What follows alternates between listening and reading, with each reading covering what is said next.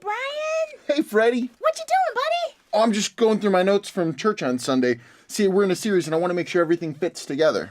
Oh, do you have, like, puzzle notes? That's genius! I love puzzles. I'm like a puzzle master, a puzzle guru, a puzzle ninja! Right, so see what I'm doing here It's a puzzle samurai, a puzzle Jedi. Watch me lift these rocks with my brain. Freddy. What?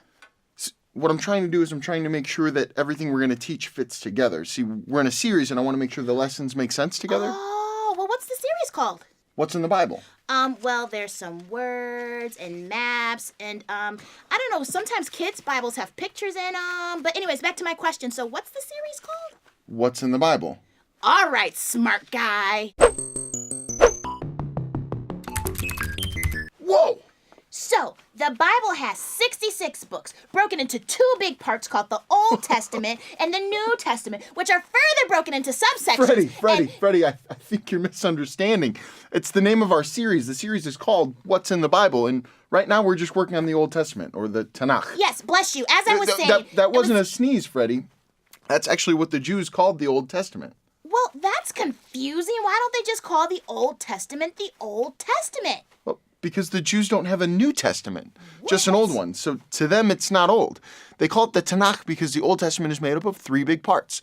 The Torah, which means law, Nevi'im, which means prophets, and Ketuvim, meaning writings. Okay, Bryan. So why are we even talking about the Old Testament if we have a new one?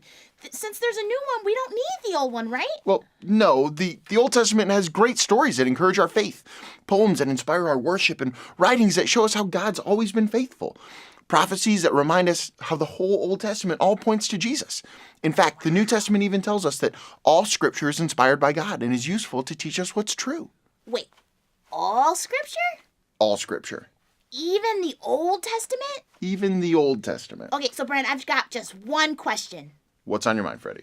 Can you still help me with the puzzles? Because I'm a puzzle ninja, a puzzle samurai. Freddy, there's no puzzle.